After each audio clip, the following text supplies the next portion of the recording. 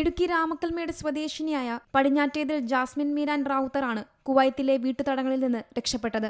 4 മാസം മുൻപാണ് കണ്ണൂർ സ്വദേശിയായ ഏജന്റ് വഴി ഇവർ കുവൈറ്റിലെത്തിയത്.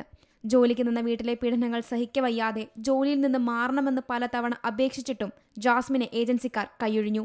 പിന്നീട് നിർബന്ധം പിടിച്ചതോടെ ജാസ്മിൻ ഏജൻസിയുടെ തടവിലായി.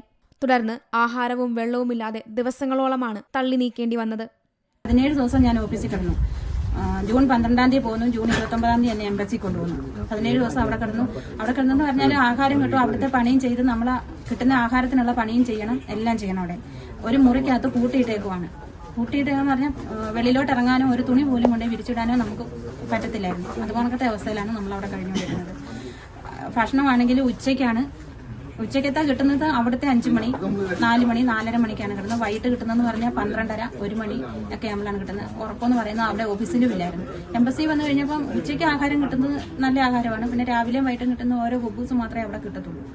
സുഹൃത്തായ നെടുങ്കണ്ടം സ്വദേശിനി ലിസയോട് ദുരിതങ്ങൾ വിവരിക്കാൻ സാധിച്ചതാണ് ജാസ്മിന്റെ മോചനത്തിലേക്ക് വഴിതെളിച്ചത്. വിവരം ലിസ കേന്ദ്രമന്ത്രി സുരേഷ് ഗോപിയുടെ ശ്രദ്ധയിൽപ്പെടുത്തുകയായിരുന്നു. 1 മാസം 13 ദിവസം ജോലി ചെയ്തതിന് ശേഷം അവർ എന്നോട് പറഞ്ഞു, പിന്നെ ഓഫീസിൽ പൊക്കോളാൻ പറഞ്ഞു. അങ്ങനെ ഈ മോടെ വീട്ടിൽ എന്നെ 4 ദിവസം കൊണ്ടുപോയിട്ട് അവിടെ നിന്നാണ് എന്നെ ഓഫീസിൽ കൊണ്ടുവരുന്നത്. ഓഫീസിൽ കൊണ്ടുവന്ന് കഴിഞ്ഞപ്പോൾ ഞാൻ ഇവരെ വിളിച്ചിട്ട് ഇവർ ഫോൺ എടുത്തില്ല. 3 പേരുണ്ട്. ആ 3 പേരും ഫോണ് എന്റെ നമ്പർ ബ്ലോക്ക് ചെയ്ത് വെച്ചിരിക്കുകയാണ്.